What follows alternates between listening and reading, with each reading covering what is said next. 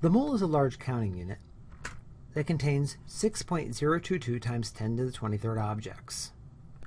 Now, oftentimes we're not just going to keep it as vague as objects. Let's focus on atoms. Now, if I have 1 mole of atoms, in other words 6.022 times 10 to the 23rd atoms, and they're all the same type, how do I get from knowing the number of atoms I'm holding in my hand to knowing the mass of items in my hand? For that, what we're going to do is we're going to look at the periodic table and find its molar mass. Now, those atomic molar masses that are listed on the periodic table are going to be for the isotope ratio we commonly find on Earth. And they're going to be listed in grams per mole, which we also refer to as atomic mass units, AMU. Now, let me go ahead and bring us over to a periodic table for a moment. Now you can see here hydrogen has an average mass of 1.008 grams per mole. Now, if I want to take a look at the isotopes for it, notice that this periodic table lets me see the isotopes, and I click onto hydrogen, it tells me that there's 3 reasonably stable or reasonably common different isotopes for it. We're going to have hydrogen 1, hydrogen 2, which we call deuterium, and hydrogen 3, which we call tritium.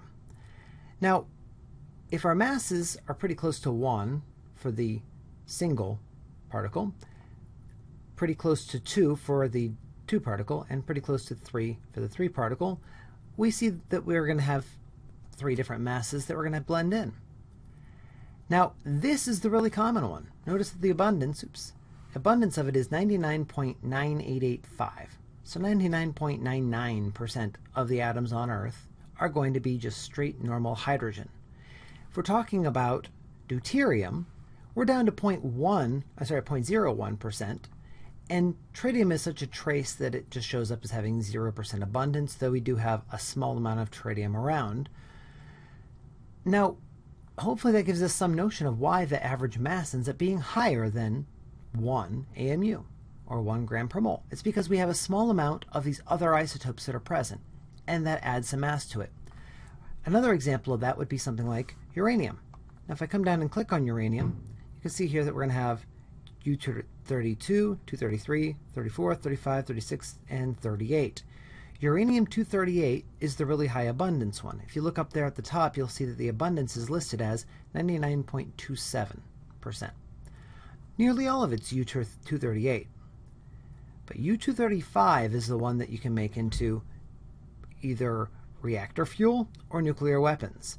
Now notice that it's a lower mass at U-235, but check out the abundance, 0.7%. These other ones are even more trace. You can see as I scan across the percentages, those are the only 2 appreciable amounts. So you have to do a lot of very careful filtering in order to get out the uranium-235, if that's what you're trying to do, is enrich uranium. But it's probably not a real shock to us then that the average mass for uranium, covering it back over to our normal periodic table, is more like U-238. Not a real shock. U-238 is the predominant isotope and it weighs the most. Well, when I say predominant, remember, most of the atoms found on Earth of uranium are going to be U-238. A small ratio will be U-235. Well, that's something we should always remember. There's the difference between the mass numbers that we talk about for isotopes and the average masses that we have on our periodic table.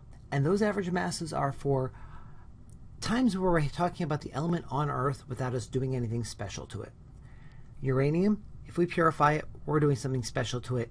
The average molar mass of that sample will change. If we're talking about carbon dating, we can actually look at tiny differences in the ratio of carbon-12 to carbon-13 to determine the age of something. That's another case where something is slightly different. But unless we're talking about those exotic circumstances, the mass on the periodic table tells us the mass of a whole set of atoms with some random variation of whether they're the different isotopes. But we ignore isotopes at that point. We just say, it's got carbon in it, or it's got hydrogen in it. We don't distinguish hydrogen 1 versus deuterium versus tritium. Now we're just going to say a giant pile of hydrogen atoms, some of which happen to be deuterium, some of which happen to be tritium, but nearly all happen to be hydrogen, and they're in their normal mass ratio. That's what we're talking about on the periodic table. Great. But how do we use it? Well, remember, if we know the number of atoms, we know the number of moles. It's simply divide the number of atoms by 6.022 times 10 to the 23rd, and we'll get moles. From there, we can use the atomic mass and say, now that I know the number of moles, this is the abbreviation for moles, if I multiply this times the number of moles, the moles will cross-cancel, and I'll know how many grams of that sample I'm holding in my hand. So my hypothetical that I posed earlier, if I tell you that I'm holding in my hand 6.022 times 10 to the 23rd atoms of carbon, you will know right away that I'm holding 1 mole of carbon. When you look at the periodic table, you'll find that carbon weighs 12.01 grams per mole. So that 1 mole I'm holding in my hand, 12.01 grams. That's the kind of thing that we're talking about. Now we need to get very polished at doing these kind of calculations. This is a great time to start using the fence post approach if you're not already, and to make sure that you're being careful with your conversion factors and working through those problems. And we'll do a problem based on this scenario in a related video. Now, this is just a quick flow chart to give you a visualization for what we're talking about. If we know the mass of sample in my hands, remember I just said if I'm holding 12.01 grams of carbon,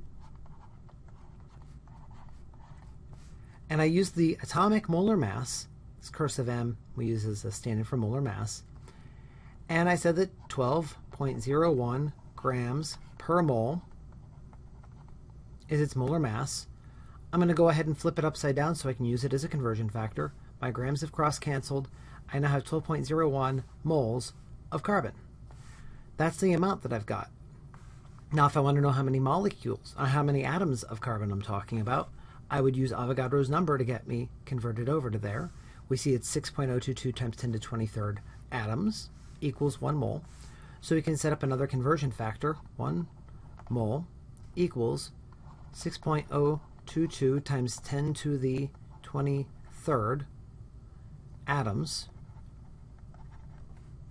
Moles have cross-canceled.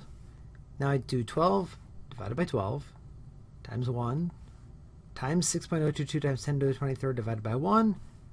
I'll end up in 6.022 times 10 to the 23rd atoms of carbon.